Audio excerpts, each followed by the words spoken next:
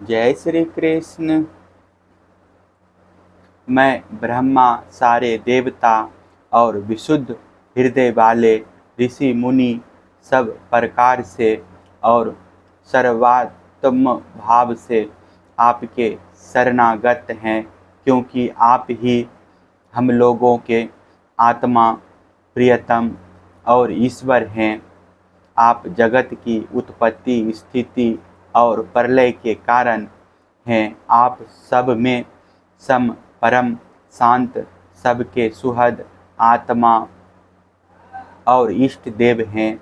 आप एक अद्वितीय और जगत के आधार तथा अधिष्ठान हैं। हे प्रभु, हम सब संसार से मुक्त होने के लिए आपका भजन करते हैं। देव, यह बानासुर मेरा परम प्रिय, कृपा पात्र और सेवक है। मैंने इसे अभय दान दिया है। प्रभु, जिस प्रकार इसके परदादा दैत्यराज प्रहलाद पर आपका कृपा प्रसाद है, वैसा ही कृपा प्रसाद आप इस पर भी करें। भगवान श्री कृष्ण ने कहा, भगवान, आपकी बात मानकर जैसा आप चाहते हैं मैं इसे निर्भय किए देता हूँ।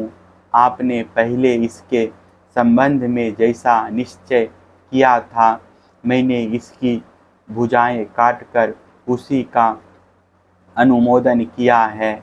मैं जानता हूँ कि बानासुर दैत्यराज बलि का पुत्र है, इसलिए मैं भी इसका वध नहीं कर सकता, क्योंकि मैंने प्रहलाद को वर दे दिया है कि मैं तुम्हारे वंश में पैदा होने वाले किसी भी दैत्य का वध नहीं करूँगा।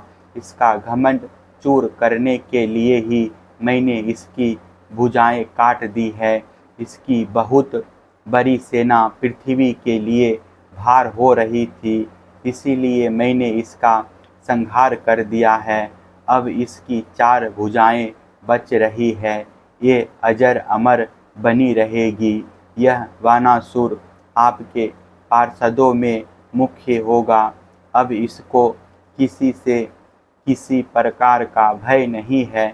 श्री कृष्ण से इस प्रकार अभय दान प्राप्त करके वानासुर ने उनके पास आकर धरती में माथा टेका, प्रणाम किया और अनिरुद्ध जी को अपनी पुत्री उषा के साथ रथ पर बैठाकर भगवान के पास ले आया। इसके बाद भगवान श्री कृष्ण ने महादेव जी की सम्मति से वस्त्रालंकार विभूषित उषा और अनिरुद्ध जी को एक अक्षौहिणी सेना के साथ आगे करके द्वारका के लिए प्रस्थान किया।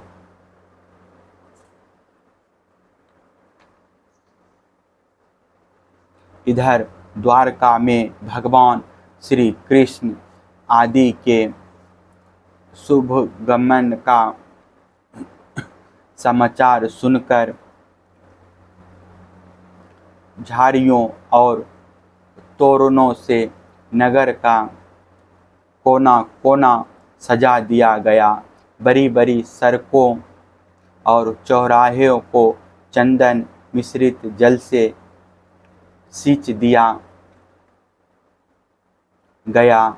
नगर के नागरिकों को बंधु बांधवों और ब्राह्मणों ने आगे आकर खूब धूमधाम से भगवान का स्वागत किया।